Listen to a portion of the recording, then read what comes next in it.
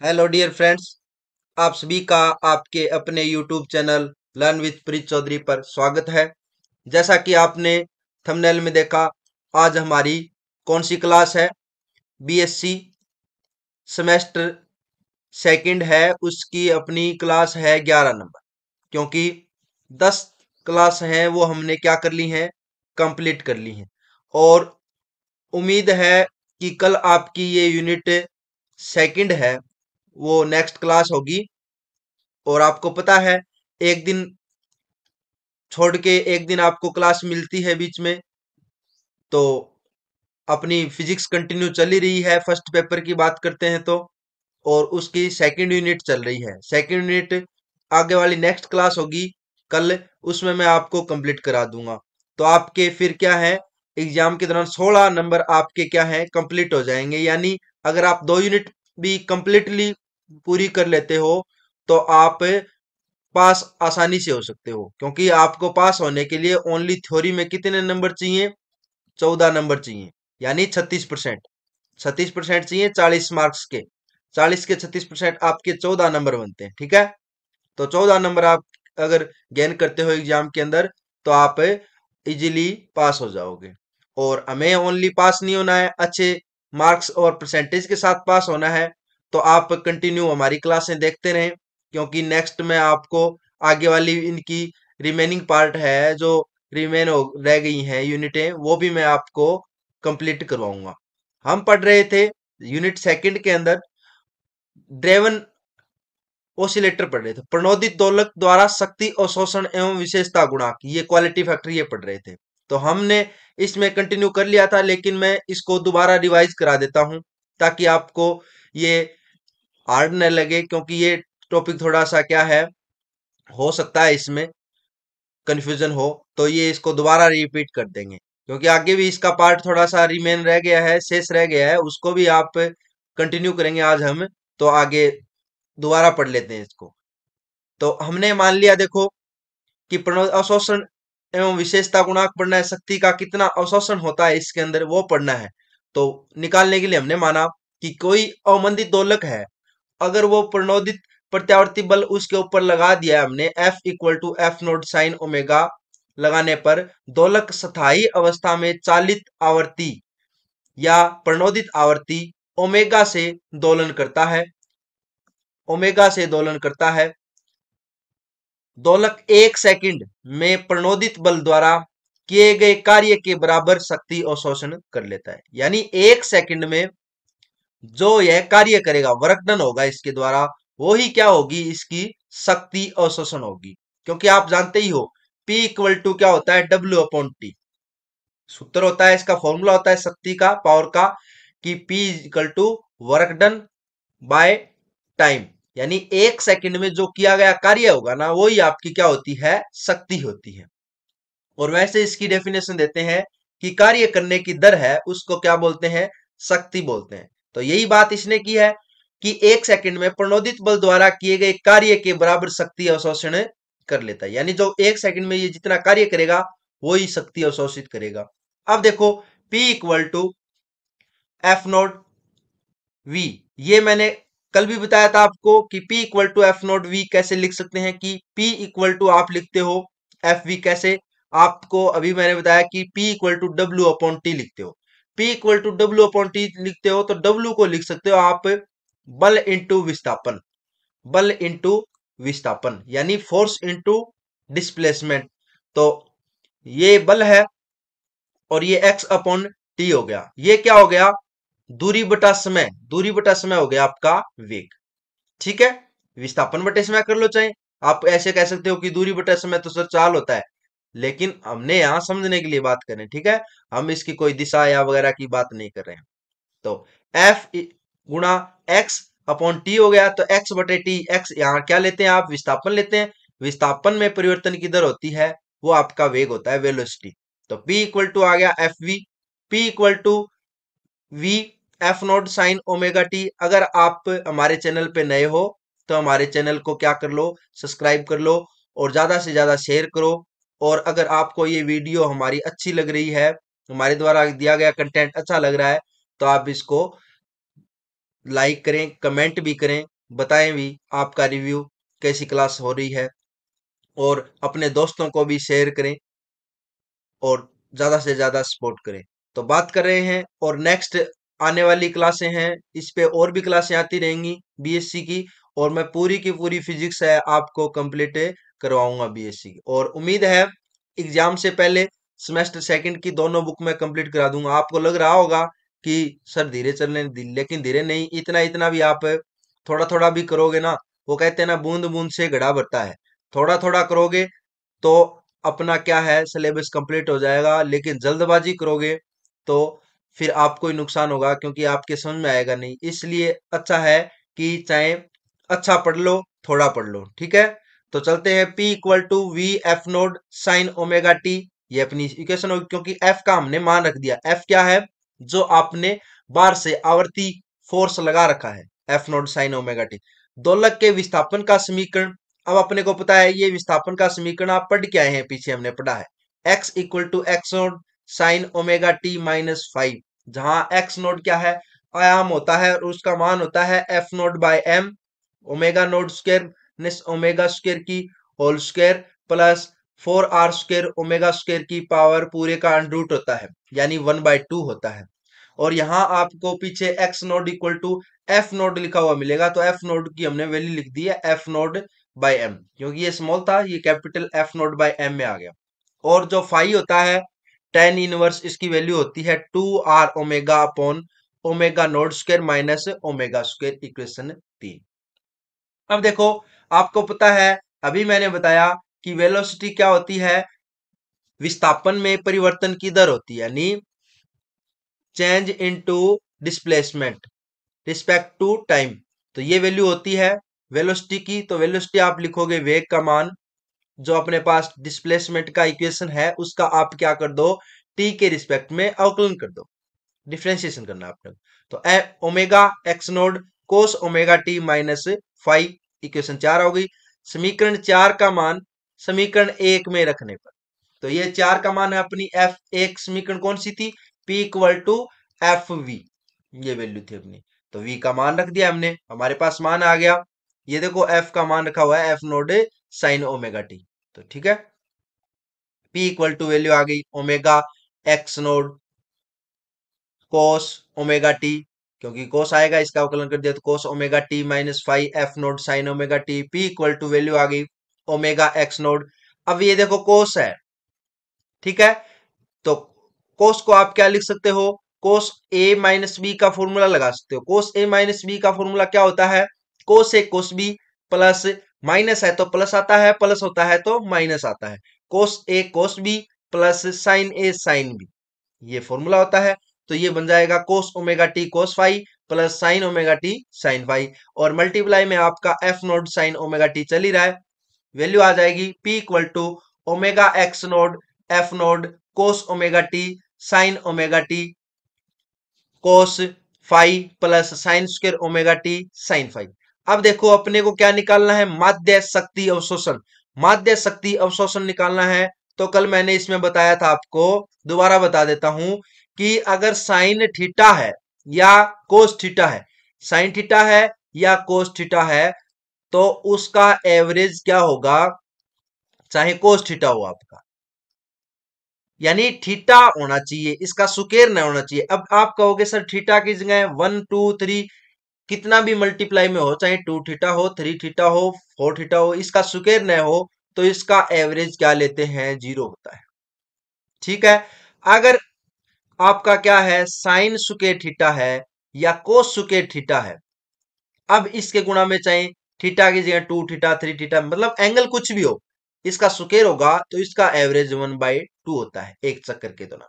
तो आपका माध्य पी क्या हो जाएगा, शक्ति अवशोषण omega X naught F node, ये तो बार चल ही रहा था, कोस फाई एवरेज लगा देंगे, क्योंकि ये तो कांस्टेंट है, इसका तो एवरेज क्या लगाएंगे, जिसके एंगल में क्या है, टी है, उसी का ही एवरेज होगा।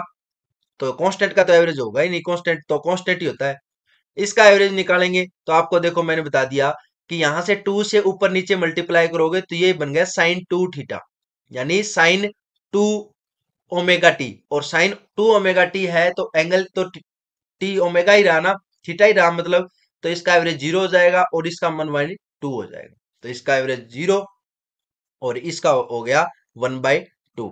तो यहां आगे वैल्यू रख देंगे P equal to average omega X naught F naught cos phi, ये मल्टीप्लाई में 0 plus 1/2 sine phi equal to omega X naught F naught 1/2 sine phi.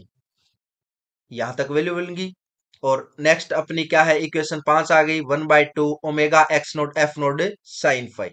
अब फाई है, फाई की वैल्यू रख सकते हो आप। अब देखो एक चीज यहां पे अपने पास क्या है, टेन इनवर्स वैल्यू है फाई की, यानी आप कहोगे कि टेन फाई का मान है अपने पास। टेन फाई का मान है तो ट्रिग्नोमेट्री से आप क्या है, साइन फाई का निकाल सकते हैं ना। तो देखो टेन फाई की वैल्यू अपने पास 2r omega omega naught square minus omega square. और अपने को पता है कि टेन फाई होता है वो क्या होता है, नॉर्मल अपॉन बेस होता है, यानी लंब बटे आधार होता है। तो लंब की वैल्यू है, आधार की वैल्यू है, लेकिन कर्ण की वैल्यू अपने को चाहिएगी, क्योंकि साइन फाई होगा ना, साइन फाई होता है वो होता है आपका आधार, क्या होता है भाई, आधार बटे, सॉरी, साइन होता है आपका लंब बटे कर्ण। यानी वैसे लाल बटे कक्का से कर लो आप, लाल बटे कक्का, तो यानी लंब अपॉन कर्ण हो जाएगा आपका।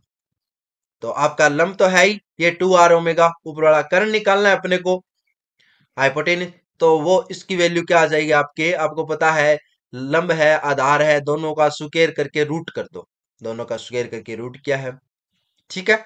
तो साइन फाई की वैल्यू आ गई, और साइन फाई का मान रखते ही अपने पास पी एवरेज का मान आ गया। पी एवरेज का मान आ गया 1/2 omega X naught F node 2r omega upon 4r square omega square plus omega node minus omega square की पूरे का अंडर द रूट हो गया, ठीक है। अब देखो पी एवरेज की value, P equal to 1/2 omega X naught F naught 2r omega 4r square omega square plus omega note square minus omega square 1/2। अब देखो एक्स नोड का वैल्यू अपने पास है, एक्स नोड की वैल्यू है ना अपने पास, एक्स नोड की वैल्यू क्या है, एफ नोड अपॉन ये रहा मान, ये वैल्यू आप रखोगे तो अपने पास मान क्या बन जाएगा, क्योंकि एफ नोट दो बार आ गया। ये देखो पीछे मान मैं दिखा भी दूं आपको, ये रहा हमने निकाला है एक्स नोड का मान, F nought upon M root omega square minus omega square की power square plus 4r square omega square की पावर 1/2, ये वैल्यू है अपने पास। तो ये मान रख दिया हमने, मान रख दिया। और अपने पास क्या है, हाफ और हाफ, ये क्या है पूरा बन जाएगा, एक पावर बन जाएगी, और m बट्टा में आएगा एफ नोड का स्क्वायर हो जाएगा 2r ओमेगा, ये चल ही रहा है। अब आप देखो यहां से क्या कह सकते हैं कि 2 से 2 कैंसिल हो गया, मैं क्या करूं, ओमेगा नीचे से कॉमन ले लिया, ओमेगा नीचे से कॉमन लिया मैंने, तो क्या वैल्यू बनेगी, ओमेगा और ओमेगा स्क्वायर हो गया, ओमेगा स्क्वायर नीचे से कॉमन लूंगा तो देखो यहां से ओमेगा स्क्वायर यहां से कॉमन लिया मैंने, ओमेगा स्क्वायर ओमेगा लूंगा क्योंकि ये स्क्वायर है तो स्क्वायर अपने आप ही बाहर आ जाएगा, यहाँ से ओमेगा बाहर निकालूंगा स्क्वायर ही निकलेगा बाहर, ठीक है। या आप कह दो यहाँ से ओमेगा स्क्वायर बाहर ले लिया तो यहाँ तो 4r स्क्वायर रह गया, यहाँ इसके अंदर जाएगा तो यहाँ क्या है, ओमेगा ही बनेगा, ओमेगा नोड का स्क्वायर बटे ओमेगा माइनस ओमेगा इसकी पावर 2, ये वैल्यू बन जाएगी। पी एवरेज का मान आ गया F node square upon M R, omega naught से ओमेगा नोड ये ऊपर नीचे कैंसिल हो जाएगा, और ये वैल्यू आ गई अपने पास। अवशोषण गुणांक P का मान अधिकतम होगा यदि इसका मान क्या न्यूनतम हो। आइए अपने को पता ही है कि कोई वैल्यू है उसका मान मैक्सिमम कब होता है, मैक्सिमम तभी होता है ना जब नीचे वाली वैल्यू जिसका भाग देते हैं वो न्यूनतम हो। आपको पता है कि कोई वैल्यू प्रोपोर्शनल है 1/r के, ये वैल्यू कम होगी उतनी उतनी P का मान उतना ही ज्यादा होता है ना। तो वही बात है यहाँ पे भी, ठीक है। तो आपको क्या कहोगे यहाँ पे कि नीचे वाली वैल्यू है ना उसका मान न्यूनतम होना चाहिए, इसका मान न्यूनतम होना चाहिए। तो हमने क्या मान लिया, ये तो आपका कांस्टेंट है, इसमें तो ओमेगा है ही नहीं, तो आप कहोगे इसका मान न्यूनतम होना चाहिए, इसका मान न्यूनतम होना चाहिए मतलब d/d ओमेगा। कोई भी चीज मैक्सिमा या मिनिमा करने के लिए आप क्या करते हो, उसका अवकलन 0 के बराबर कर देते हैं। अवकलन 0 के बराबर किया तो यहां से वैल्यू आ गई omega node square by omega minus omega equal to 0, और omega node square upon omega equal to omega मान आ गया। यहां से omega node square equal to omega, यानी omega nought equal to omega, यानी ओमेगा नोड है ना वो ओमेगा के बराबर ही होगा, तब आपका क्या है, पी का मान मिनिमम होगा। जब चालक बल की आवर्ती ओमेगा दोलक की स्वाभाविक आवर्ती ओमेगा नोड के बराबर हो तो अधिकतम शक्ति का अवशोषण होता है। अतः अधिकतम शक्ति अवशोषण क्या हो जाएगा, P maximum F node omega, यानी आपका जो पी का मान आया था ना उसमें, ये रहा पी का मान, आप क्या कहोगे, ये वैल्यू बराबर कर दोगे, तो ये वैल्यू बराबर करेंगे तो ये तो कैंसिल हो जाएगा आपस में जीरो, तो F node square by M R upon 4r square, ये बटा में यही वैल्यू रहेगी, तो 4r से आर कट जाएगा एक, यानी पी मैक्सिमम का मान आ जाएगा अपने पास F node square by M 1/4r, ये वैल्यू आ जाएगी। अब देखो हमने लेट कर लिया, मान लिया कि टो इक्वल टू 1/2r है, पीछे हमने माना हुआ था, तो आप क्या कहोगे 2r, तो ये 2 टो बन जाएगा, यानी ओमेगा नोड स्क्वायर ये पी एवरेज बराबर F node square upon M टो बाई 2, ये वैल्यू बन जाएगी। तो पी एवरेज का मान आ गया एफ नोड स्क्वायर टू, ये क्या है, मैक्सिमम का है, याद रखना P average maximum F node square by 2m into two. अब देखो ग्राफ बनाते हैं, एक ग्राफ बना लिया हमने, और ये एक आपने रेजोनेंस में भी ग्राफ पढ़ा होगा, पढ़ा है ना प्रत्यावर्ती धारा वाले में 12th में, वैसा ही ग्राफ यहाँ बन रहा है, ठीक है। वहां प्रतिबाधा में बनता है, यहाँ हमने शक्ति में और आवर्ती में बना रखा है। ए और बी दो बिंदु हैं, ओमेगा 1 और ओमेगा 2। यहाँ ओमेगा नोड पे आपको क्या है, शक्ति अवशोषण मैक्सिमम मिलेगा, और मैक्सिमम कितना है, एफ नोड स्क्वायर, यानी मैं लिख भी देता हूं F node square by 2m into तो ये वैल्यू यहाँ पे मिलती है।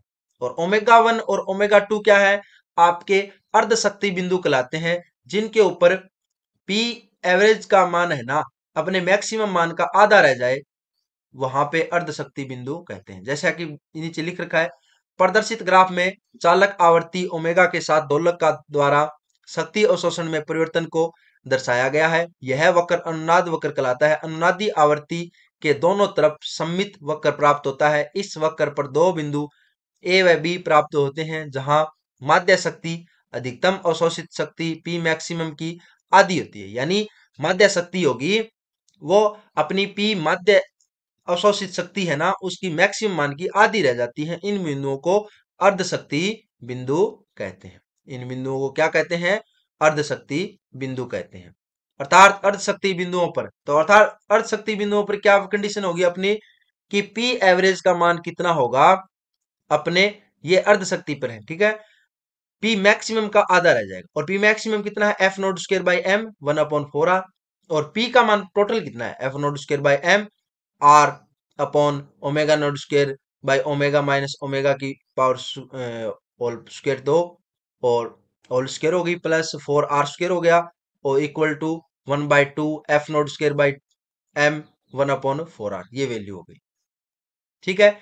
ये और ये दोनों मान, क्योंकि पी एवरेज का मान ये होता है और अर्ध शक्ति पर मैक्सिमम का आधा, तो ये मैक्सिमम का आधा, ये दोनों बराबर होंगे। दोनों को बराबर करोगे तो आपको करना क्या है, यहां से बराबर कर देंगे, देखो एफ नोट से एफ नोट कैंसिल, एम से एम कैंसिल, 4r है तो आर स्क्वायर हो जाएगा, ठीक है, यानी इसको गुणा कर दो इधर, यानी आर का स्क्वायर इधर, तो ये यहां से वैल्यू क्या रहेगी 1/8r, और 8r इधर जाएगा तो आप कहोगे कि 8r स्क्वायर और ये इधर आ जाएगा, यानी omega note square upon omega minus omega का whole square plus 4r square equal to value आ जाएगी 8r स्क्वायर। इसको सोल्व करेंगे, दोनों तरफ स्क्वायर आ गया, स्क्वायर को हटाएंगे तो प्लस माइनस 2r वैल्यू आ जाएगी, ठीक है। एक बार प्लस ले लो, एक बार माइनस ले लो, या इसको ऐसे कर लो कि ओमेगा को इधर भेज दिया, ए स्क्वायर माइनस बी स्क्वायर है तो ए प्लस बी ए माइनस बी, वैसे भी लिख सकते हैं, ठीक है। अब यहां से देखो अर्ध शक्ति बिंदुओं की आवर्तियां ओमेगा नोड की निकट ही हैं। आपने ग्राफ बनाया है, उस ग्राफ में पता है अपने को ये ओमेगा नोड तो बीच के अंदर है, ओमेगा नोड बीच में है, और यहाँ ओमेगा 1 है, ये ओमेगा नोड है, ये ओमेगा 2 है, तो ये ओमेगा 1 और ओमेगा 2 है, अर्ध शक्ति आवर्तियां ओमेगा नोड के नजदीक ही हैं। तो आप क्या कहोगे कि omega node plus omega equal to 2 omega हो जाएगा, लगभग बराबर ही है। और ओमेगा नोड माइनस ओमेगा, अब ये यहां से एक कंडीशन लगा के देखो, मैंने मान लिया कि ये लगभग बराबरी है, लगभग बराबर है मतलब इसको जीरो नहीं करना है, नेग्लिजिबल करना है। तो आप क्या कहोगे, omega node plus omega equal to 2 omega के बराबर ही आ गया, 2 ओमेगा के बराबर आ गया, यानी ठीक है, हमने मान लिया कि omega node plus omega equal to लगभग 2 ओमेगा के बराबर आ गया। ठीक है, दोनों इक्वल हैं तो लगभग बराबर ही है, नजदीकी है। कहीं आप कह दो कि ये बराबर है तो इसको जीरो कर देते हैं, जीरो करोगे तो मल्टीप्लाई पूरा ही जीरो हो जाएगा, ठीक है ना, ये नहीं होगा। और ये 2 ओमेगा के बराबर है तो ओमेगा नोट माइनस ओमेगा का मान किसके बराबर, 2 ओमेगा कटेगा तो प्लस माइनस आर आ जाएगा, ये वैल्यू आ गई यहां से। ठीक है, अब इनमें सोल्व करते हैं ना, तो एक बार क्या है, आवर्ती ओमेगा 1 ले लो, एक बार ओमेगा 2 ले लो, यहां से अर्ध शक्ति बिंदुओं पर आवर्ती आ जाएगी अपने पास, omega 1 equal to omega node minus R और omega 2 equal to omega node plus R. क्योंकि आप इसमें एक बार क्या है, ओमेगा 1 मानो ओमेगा 2 और इनका फिर अंतर लोगे, सॉल्यूशन करोगे, तो अपने पास अर्ध शक्ति बिंदुओं पर आवर्तियों का मान आ जाएगा omega 1 equal to omega node minus R और ओमेगा 2 बराबर ओमेगा नोड प्लस आर। ठीक है, तो ये वैल्यू अपने पास से बन जाएगी, याद रख लेना है, ये यहां से सीधा ही ले लो कि एक बार ओमेगा 1 लूं तो ओमेगा नोड माइनस ओमेगा 1, एक बार आर ले लिया हमने, और ओमेगा नोड ये तो माइनस ही रहेगा, omega 2 equal to minus R. तो यहां से क्या है, ओमेगा 1 की वैल्यू क्या आई, ये इधर गया, तो ओमेगा नोड माइनस आर आ गया ना,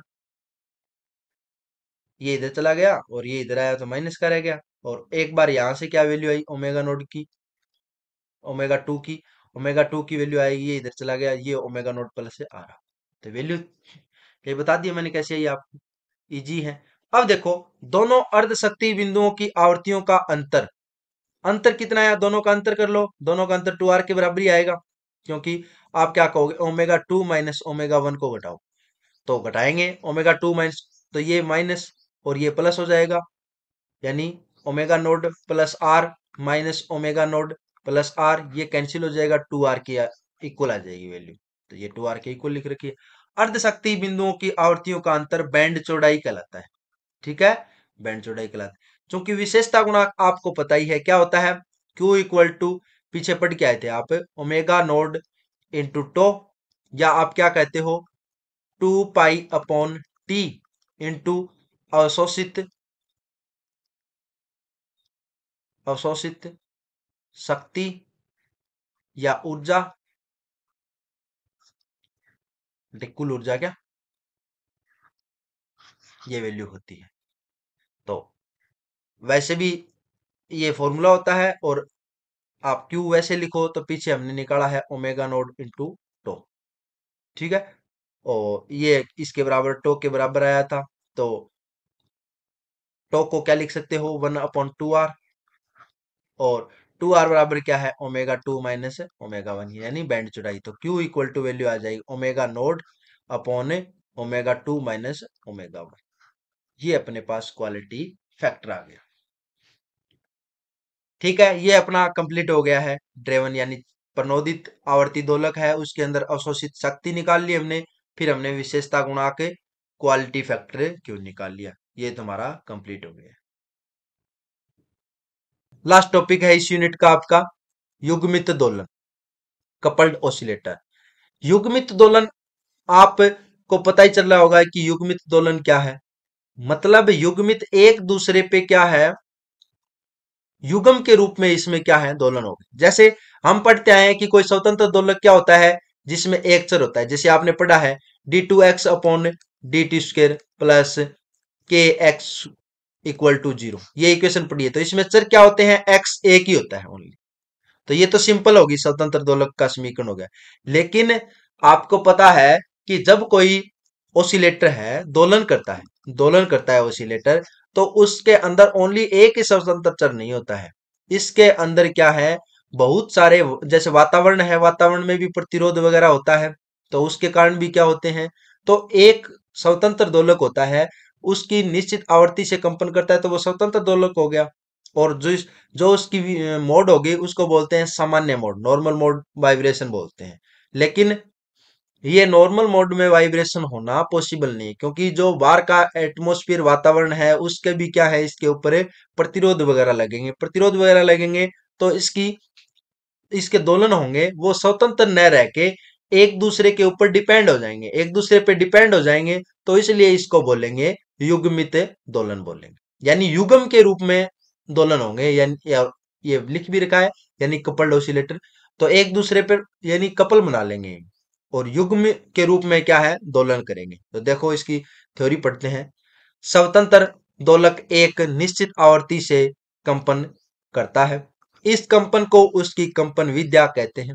जब कंपन विद्या मोड ऑफ वाइब्रेशन केवल एक चर पर निर्भर करती है तो वह सामान्य विद्या नॉर्मल मोड कहलाती है। स्वतंत्र दोलक में के केवल एक सामान्य विद्या होती है, लेकिन स्वतंत्र दोलन काल्पनिक होता है। काल्पनिक क्यों होता है?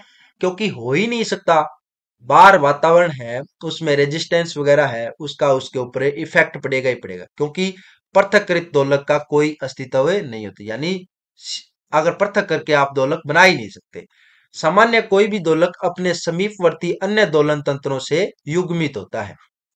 अन्य जो भी तंत्र होंगे, तरंग गति इन्हीं युग्मित दोलकों के अस्तित्व के कारण होती है। यानी तरंग भी तो एक स्थान से दूसरे स्थान तक चलती है, तो कब कैसे चलेगी? अब आप कहोगे हम बोल रहे हैं, ये आपको किस प्रकार सुनाई दे रहा है? तो जैसे आपके वातावरण में क्या है, मीडियम है, माध्यम है, माध्यम में क्या है, गैसेज है, गैसेज में क्या है, जो अपने मुख के पास क्या होती है, जैसे हम कोई बोल रहे हैं, यहाँ बोल रहे हैं, तो यहां से बोलेंगे तो ये ध्वनि क्या है, इस कण में क्या है, कंपन करेंगे, ऑसिलेट करेंगे ये कण आगे से आगे एनर्जी का क्या करेंगे, ट्रांसफर करेंगे, एनर्जी का आगे से आगे ट्रांसफर करेंगे। तो इसी के कारण, क्योंकि अब ये युग्मित कंपन हुए हैं, एक के ऊपर दूसरे का इफेक्ट पड़ रहा है, तभी तो अपने को सुनाई वगैरह देता है, और ये सुनाई तरंग के रूप में चलते हैं, यही इसने कहा है, जिनमें परस्पर ऊर्जा विनिमय होता रहता है। क्योंकि ध्वनि है क्या, एक एनर्जी तो है और तरंग के रूप में चलती है। यदि दो समान स्वतंत्र दोलकों को निम्न प्रकार किसी स्प्रिंग से युग्मित किया जाए तो इस स्थिति में दोनों दोलकों की गति एक दूसरे से स्वतंत्र नहीं होती है। ये दोलक युग्म या युग्मित दोलक कहलाते हैं तथा इन दोलनों को युग्मित दोलने कहते हैं। और इस प्रकार का जो दोलक होगा वो युग्मित दोलक कहलाएगा। युग्मित दोलक जो स्वतंत्र नहीं होते। एग्जाम्पल के तौर पे देखो, ये कोई अपना दृढ़ आधार है, दृढ़ आधार है, इससे हमने दो भारहीन धागे से क्या है, द्रव्यमान मान लटका दिए सेम, और जिनकी दूरियां भी क्या है, रस्सी की सेम है, और कोई स्प्रिंग से इनको बांध दिया है, तो ये क्या बन गया, युग्मित दोलक बन गया। जैसे इस प्रकार M1 M2 M3 द्रव्यमान हो, इनको दृढ़ आधार से दोनों तरफ से बांध दिया, और इन स्प्रिंग है K1 K2 K3, तो इनमें भी जो कंपन होंगे वो दोलक होंगे। अब एक कंडीशन ये बना दी हमने कि दोनों क्या है, दृढ़ आधार से आपस में एक वायर धागे से लटका दिया है, फिर इन दोनों को क्या है, बीच में अलग अलग धागे से अलग अलग क्या है, सेम द्रव्यमान के दो और जो सिंपल पेंडुलम बना दिए हैं। जैसे एग्जाम्पल इसके आप क्या ले सकते हो, H2O भी ले सकते हो, H2 अणु है पानी का, ऑक्सीजन है बीच के अंदर, और साइड में क्या है आपके पता है, हाइड्रोजन होते हैं। जैसे CO2 भी है, CO2 में क्या है, कार्बन बीच में होता है, दोनों तरफ ऑक्सीजन ऑक्सीजन होते हैं। तो इनमें जो दोलन होते हैं ना, वो आपके क्या है, वाइब्रेशन तो होता ही है अणुओं के अंदर, तो युग्मित दोलक की तरह होता है इनमें वाइब्रेशन।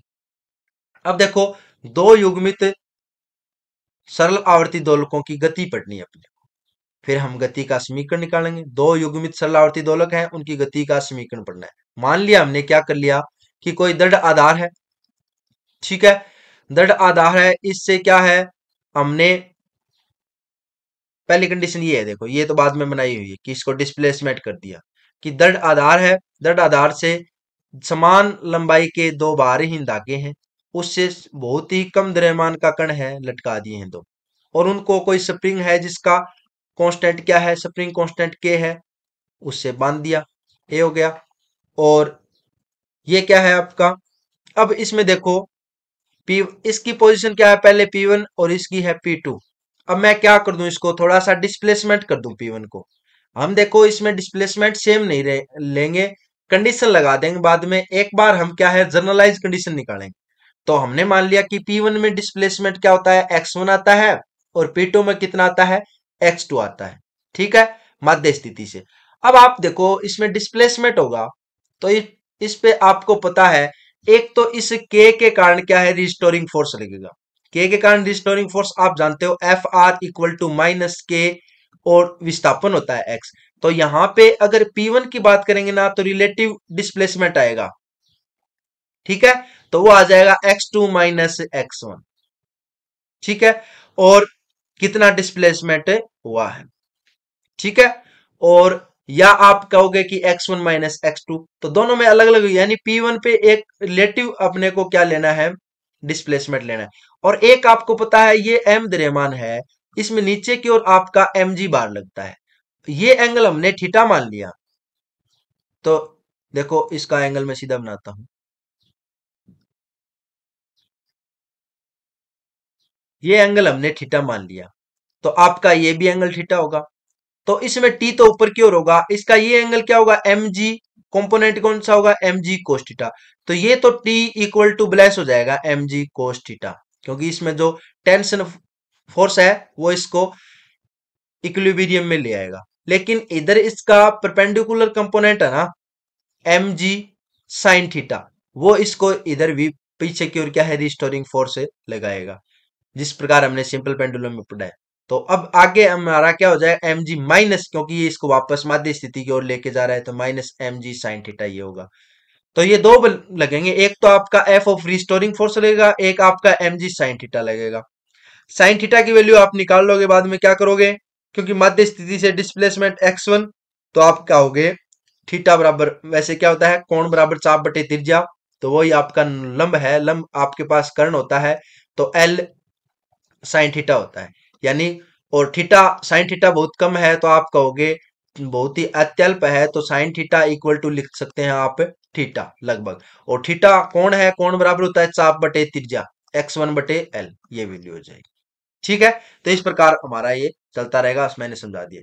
तो माना हमने क्या है, माना द्रव्यमान m तथा लंबाई l के दो समान सरल आवर्ती दोलक एक स्प्रिंग से जोड़े गए हैं, जिसका बल नियतांक k है।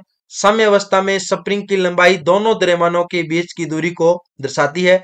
जब इसे साम्य अवस्था से थोड़ा विस्थापित करते हैं तो दोनों दोलक कंपन गति करना प्रारंभ कर देते हैं। माना दोलक P1 तथा P2 के साम्य अवस्था से विस्थापन क्रमशः x1 तथा x2 हैं, तब दोलक P1 के गति का समीकरण, P1 के गति का समीकरण क्या आएगा, m d2x1 upon dt square equal to minus M G, मैंने बताया ना, माइनस एम जी x1 बटे एल, माइनस के रिलेट, आपको सापेक्षिक देखना है आप, ठीक है।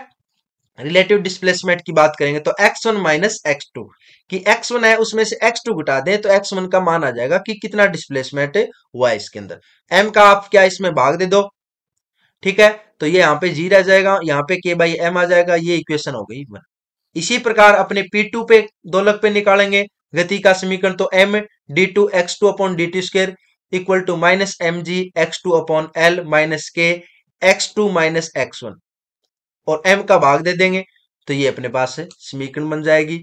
अब देखो ये समीकरण होगी d2 x2 upon dt square equal to minus M G x2 upon L plus, अब देखो यहां अपने पास क्या आया था, माइनस के by M x2 minus x1 आया था, मैंने ये माइनस के अंदर से बाहर ले लिया, तो माइनस माइनस प्लस हो गए ना, ये x1 बन गया और ये x2 बन गया, इक्वेशन नंबर 2।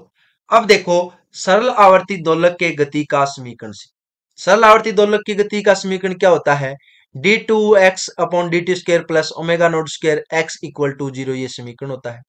ठीक है, समीकरण 1 व 2 में सरल आवर्त गति के पद के अतिरिक्त पद उपस्थित होता है, जो स्प्रिंग द्वारा दोलकों को युग्मित करने के कारण प्राप्त होता है।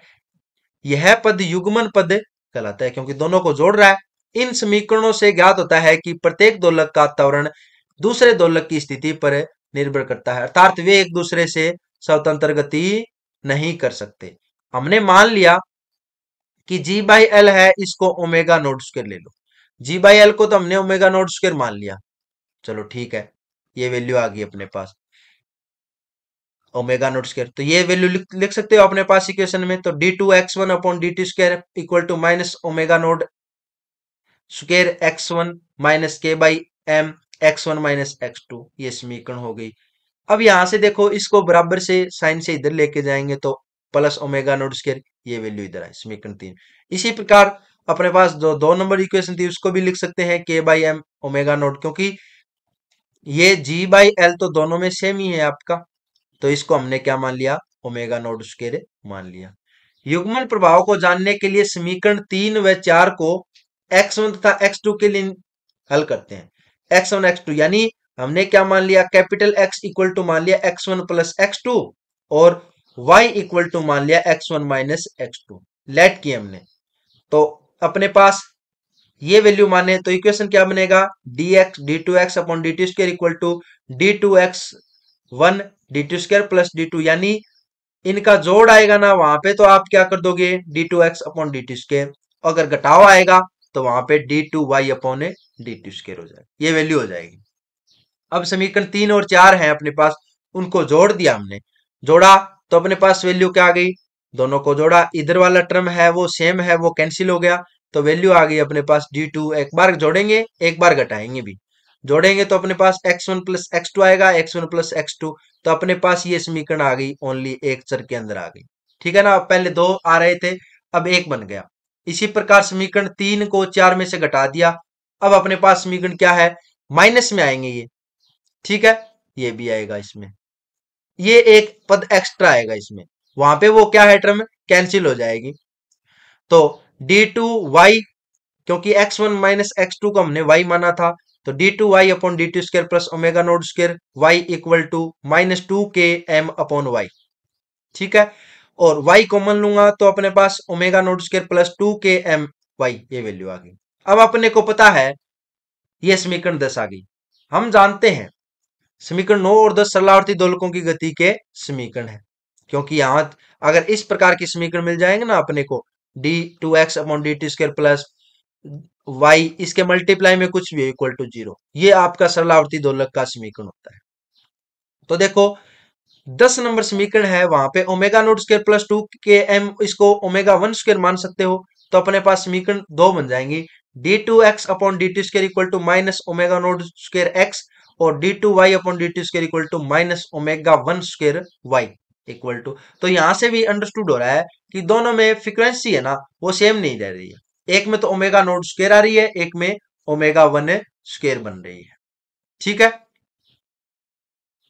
हमने इक्वेशन बना ली है, कल इसमें अलग अलग कंडीशन की बात करेंगे। तो आज के लिए इतना ही, क्योंकि आगे फिर ये क्लास है अपनी लंबी हो जाएगी। तो अगर आपको हमारा कंटेंट है वो अच्छा लगे और हमारी द्वारा जो की गई मेहनत है वो भी आपको अच्छी लग रही है, तो आप हमें सपोर्ट करें और ज़्यादा से ज़्यादा हमारे चैनल को क्या है सब्सक्राइब करें और हमारी वीडियो को शेयर करें।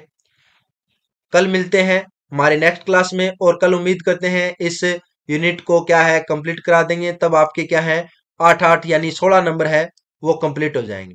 तब तक के लिए धन्यवाद। जय हिंद, जय भारत।